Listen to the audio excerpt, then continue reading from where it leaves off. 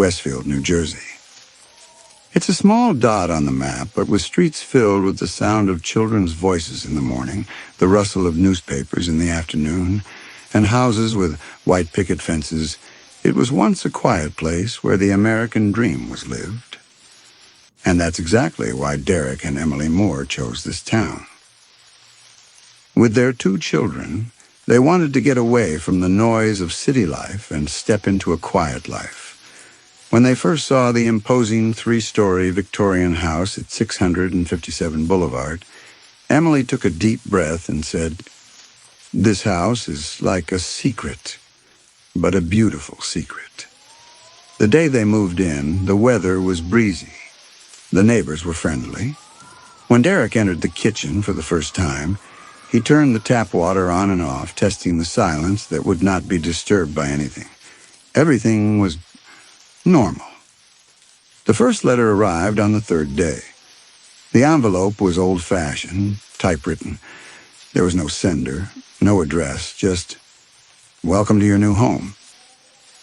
As Derek opened the envelope, one of the children was putting away their toys in the living room. Emily was in the kitchen organizing her spice jars. Everything was ordinary until he read the contents of the letter. "I've been watching the house for a very long time. You have brought your blood. Don't worry, we're just getting acquainted." Was this a joke? Derek smiled slightly. Maybe one of the neighbors. A little too interesting a welcome note. He folded the letter, put it on the counter, didn't mention it to Emily. At least not that day. But the next morning, there was a second letter in the mailbox. And this time it was addressed by name. Emily, Derek, the children's names. It even said which room they were staying in.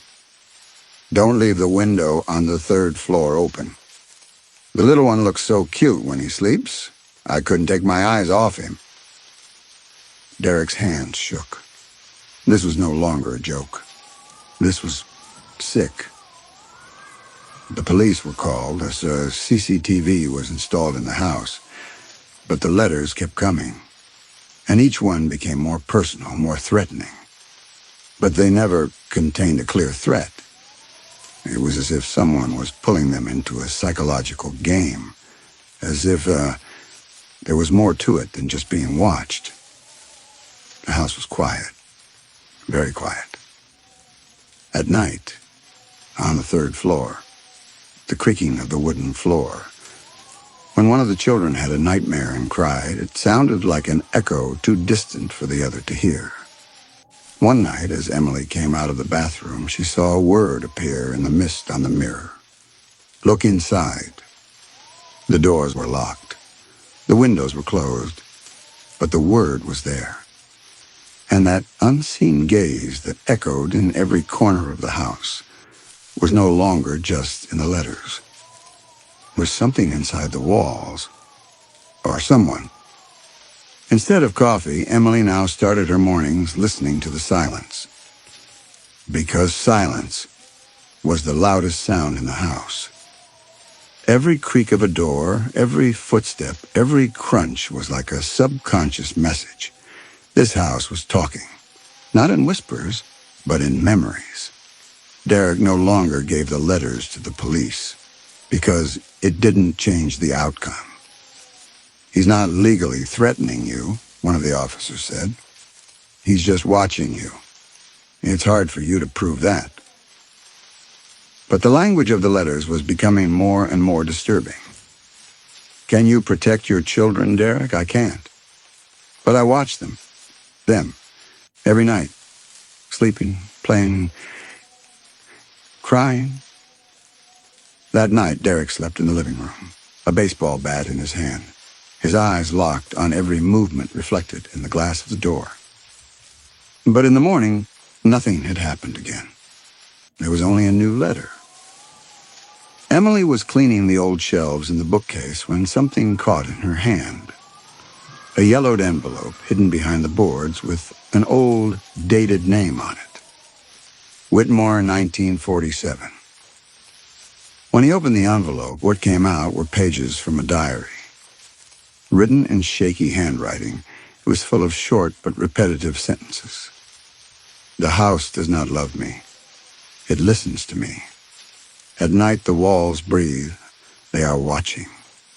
We are all being watched. Emily was stunned. Goosebumps ran down her spine. The same house, the same paranoia, but from years ago. That evening, Emily and Derek talked about it after the children were asleep.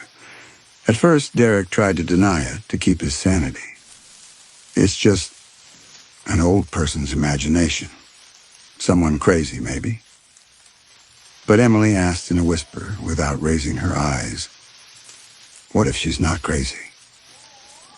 With that sentence, the mood of the house changed. From that moment on, they were no longer just being watched. They were in something conscious. Footsteps echoing in the attic at night. Cabinet doors opening and closing on their own in the kitchen. Children's toys being moved to different places. And then one night, Derek heard a noise in the spare room on the 3rd floor. The children were asleep. Emily was with him. But there was someone there. When he opened the door, there was no one in the room. But there was a nail on the floor, hammered into the wooden floor. It shone as if it had just been driven, and just below it, one of the old cracked boards had come loose. He bent down, lifted the board. Underneath was a dark void, a narrow passage that wasn't in the plans for the house. A kind of secret observation point. Derek whispered without squinting, "God, this was built to watch us." Derek picked up the flashlight. As he leaned into the gap in the wooden floor, he was hit by the smell of dust, dampness, and the decay of time itself. The passage was narrow and dark, but it was there. It was made by human hands, obviously. But why was it made? He sagged in. He crawled forward on his knees. Through the wooden walls, he could hear only his own breathing and his heartbeat. After a tunnel of about 5 meters, he reached an opening. In the wall, there was a round eye hole. She moved her eye closer and froze. The room opposite was her little girl's bedroom. It could be seen through the wall, right at the point facing the bedside. But the strange thing was, the hole was not new. The wood was worn around the perimeter. There were nail marks around the edges. Whoever had made this hole hadn't just watched. He'd lived here. Derek was about to turn back when he stepped on something. A box, like an old metal cigarette case. He opened it. Inside, dozens of pieces of paper. Some were children's drawings. Some were old newspaper clippings. And one was typewritten. "Watch not with your eyes, but with your soul. The house will tell you when to speak." Derek stepped back. His breath caught in the narrow passage. When he pulled himself up, digging his nails into the walls, his face was covered in dust. Emily was in the living room, crying silently. "I wanted to call you," Emily said. Again the words came out in the mirror. This time he called me by name. Emily's voice was shaking. "Emily, you're going to change the house. I don't like it." The next morning, Emily put the children in the car. As she left the house to take them to school, she checked the mailbox. Inside, there was no envelope, but there was a note written in black marker on the lid of the box. "Your children are gone, but you are still here." Emily screamed. She called Derek right away, but there was no signal. As she tried to close the front door, it slammed shut. And at that moment, something changed inside the house. The old wooden structure that rose to the ceiling seemed to breathe. Every wall, every corner, was no longer just watching, but listening. Emily turned to the mirror. There was no mist. But there was another silhouette, watching her. Derek found a dusty notebook hidden in the old shelves in the basement of the house. It was bound in black leather. There was no lock, but as soon as he opened it, it was clear that the writing inside had come from different hands. The first page was dated 1961, then 1975, 1989, 2003, and the latest date, 2012. They were all about the same thing: shadows, whispers through the walls, faces seen in mirrors, and most importantly, the feeling of being watched. The house chooses an eye for itself, one in each generation. That eye looks at others, but meanwhile, the house is looking at it. There was a signature at the bottom of the last entry: Whitmore. The name on the envelope Emily found the day before yesterday. This house was not a curse. It was a cycle. When Derek went to pick up the children from school, Emily decided to leave the house alone. But just as she crossed the threshold, she heard a voice echoing through the house. No, not a voice. It was a child crying. She turned around. The door was open. But inside, it was darker. It was as if the house had lost its soul, not its light. Emily went in silently, step by step. The children's room was empty, but on the floor an old toy train was running round and round. No one had started. And then in the mirror, she saw not her reflection, but another woman, a crying silhouette, dressed in a 1950s dress. Her mouth didn't move, but a whisper echoed in Emily's mind. She didn't listen to me. You listen.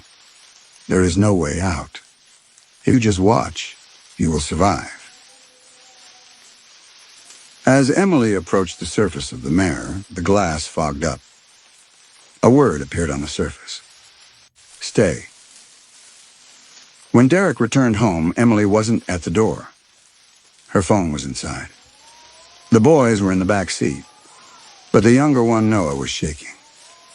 Someone told me at school today, "You have beautiful eyes," he said in a whisper. But there was no one there, Dad. Derek took the children into the living room, closed the curtains, locked the doors. He searched every room for Emily, but she wasn't there. Until he went up to the attic.